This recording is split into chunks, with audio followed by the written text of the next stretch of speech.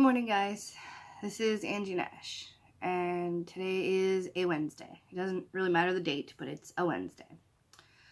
And I've been having a rough time. On Saturday, I got out of bed early, and I got myself all gussied up, and I put on my fancy dress, went to Scarberia, and was there for a birthday party for a dear, dear friend of mine. And I had a great time. I was so proud of myself. I was on a bus and then 2 subways. First subway ride of my life, by the way. And then stopped at the mall for a little bit of food and then took a cab to my friend's house. I had a partner come with me because I don't travel well on my own. Never mind, there's no way I would have done a subway ride on my own for the first time. And we went out for dinner, and there was like 17 people there, and we had a great time. And then a bunch of us went back to the apartment, and we had another awesome time. I managed to stay awake and socially active until 3 o'clock in the morning, which is a huge big deal for me. Usually when I go to a party like that, I have to go and sit quietly for a while on my own in between things, whether it's because a new wave of people showed up, whether it's because I said something that I didn't like the sound of afterwards, whether it's because my anxiety is sitting there going, people are just tolerating you, blah, blah, blah, blah, blah. Whatever. Doesn't matter. I have my reasons. And most of the people that were there knew that about me. And they were really supportive. And they kept saying things like, hey, you did really good. I'm so proud. And I'm so happy you were able to enjoy the night, etc., etc. Which I have a love-hate relationship with, because while I understand it's therapeutic to hear and accept such things, I also fucking hate it because there's people that are pointing out that, hey, you have a problem, but you did a good job. But really, it's just the anxiety that hates it. I really am okay with it, and I'm glad they did it. Then I got home on Sunday. Had a huge panic attack before I even managed to get home. I was in my hometown, back in Hamilton, but between getting off the big bus and getting on the small bus to go home, I fell apart. I managed to get myself together long enough to get in a cab. The cabbie tried to chat me up. I politely said, look, I'm usually all for chatting, but I'm having a really bad day and I just need quiet. And I don't know, I suddenly felt like I was in a stereotype scene in a movie somewhere. He pipes up with, oh, you think you had a bad day, blah, blah, blah, blah, blah, and just launches into this tirade. And I took a deep breath, and I tried not to freak out, but it didn't so much work. I started bawling and angry talking, and not like yelling, but angry talking, and just word vomit was coming out of my mouth, and I was just like, look, I get it, but I'm having a panic attack. I just need quiet. I'm sorry. I just need quiet. And I finally managed to shut my mouth. And he apologized and was quiet, but I am now sobbing in the backseat. Yeah. I managed to calm down and ask for some tissue and blew my nose, but I was still quietly crying all the way home. Thankfully, it's not a long ride. Kudos to him, he didn't overly apologize. He apologized once and that was it. He handed me the tissues calmly and politely. He didn't say have a good day or anything like that. He just made sure that I had everything out of the back seat and waited until I got all the way up the 3 flights of stairs to my front door before he left. And honestly, I'm not mad at him. He couldn't have known, I guess. Maybe he'll have learned something from it. And kudos to me, I did not apologize to him because I really wanted to, but I understood that I had nothing to apologize for. And that's a huge deal for me. So that was Sunday. Today's Wednesday. I have not had a shower other than to put hot water on my body. I have not soaped my hair. I have not shaved. I have not bathed. I've been mostly laying in bed. And I had a great time at the party, and I don't regret going. But this is what a crash looks like, an emotional crash. at least for me. It looks a little different for everybody, but this is what it looks like for me. And this morning, I knew that it was the beginning of a good, bad day, if that makes sense. I woke up feeling anxious and out of sorts. I lied. I didn't immediately get out of bed, but I did immediately reach out for help, which is hard for me to do because I'm usually the one that helps everybody, and I don't react well to platitudes, and there are very few people in my life who can understand genuinely what I'm going through and who know what to say and what not to say when I'm having a bad day.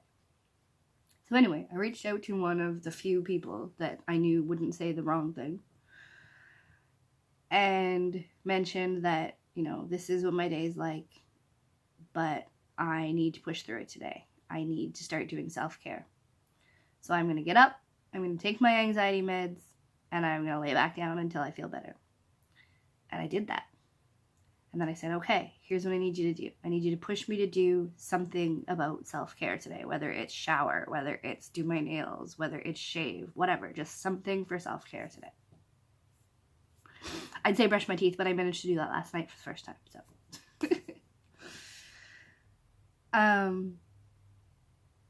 And then I did. I got up and I was all ready to get a shower, but I happened to glance at Facebook and there was one of those posts from The Mighty.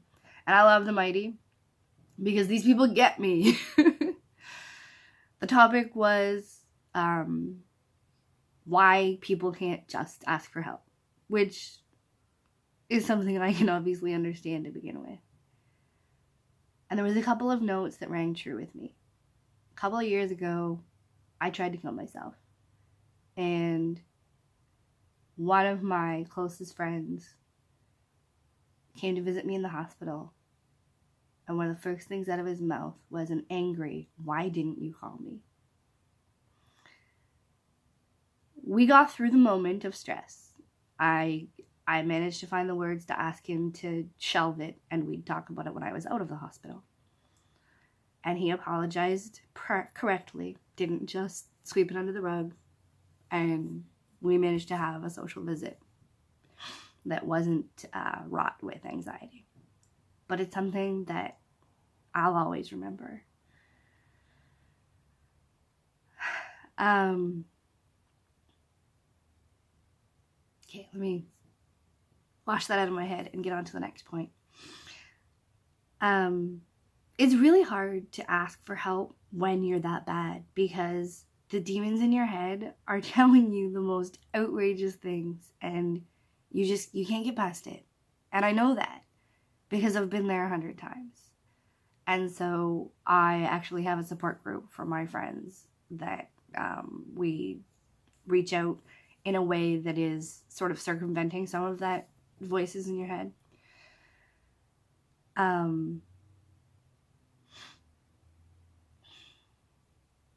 But it's still hard. Even for someone like me who I'm the advocate in my group of friends. I'm the one who's been through a lot of it. I'm the one who's done the research, who's done the classes, who is a coach. And it doesn't make it any easier to follow my own advice when I'm having a bad day. But anyway, today is a good bad day. I am chipper and cheerful despite holding anxiety at bay with both hands. And I saw the post from The Mighty and it struck some good chords. But there's also that note of, oh, it's Mental Health Awareness Week or month or whatever. And that's the part that pisses me off. Not at The Mighty. The Mighty is its own thing. But people who, they start sharing and talking about mental health problems in Mental Health Awareness Week or month or whatever. But then they stop. They stop understanding. They start trying to be compassionate. They stop, giving a shit, I guess. And they go back to their microaggressions of saying things that are mental health derogatory. And it pisses me off. So I'm up and I'm going to have a shower and I'm going to shave my goddamn legs and I am going to groom myself all over and I am going to be slightly more human today. But you need to understand that this has been days of me wallowing, and not because I want to, but because I had to, because I just couldn't do it anymore. Nobody really gets it until you've either gone through it yourself or held somebody else going through it. But this is the cost sometimes for having a good day. The 5 days of wallowing, the inability to shower, the inability to function. And that's an everyday thing. This is something that we have to balance every day of our lives. To fight the urge to be completely honest when somebody asks you, how are you? Because they just don't get it. And I've literally had family members get upset at me for answering truthfully how I am. Because they ask, hi, how are you? Because it's the thing you ask. They don't expect you to be honest. They don't expect you to be open. They don't expect to have to deal with your shit. And you know what? I didn't ask you to deal with my shit. You asked me how I was. I told you I was having a bad day. I didn't tell you everything else in it. I just said, the depression's a little bad today, but I'm alright. But even mentioning that is too much for some people. Too much for some family members. Too much for people that are supposed to matter. Yeah, well, this is our reality. If you think it's bad to hear about it every once in a while, how do you think it feels dealing with it every day? Anyway, I'm gonna go get that shower because I am sick and tired of being sick and tired. So I'm gonna go do something about that. Thanks, guys. Talk to you later.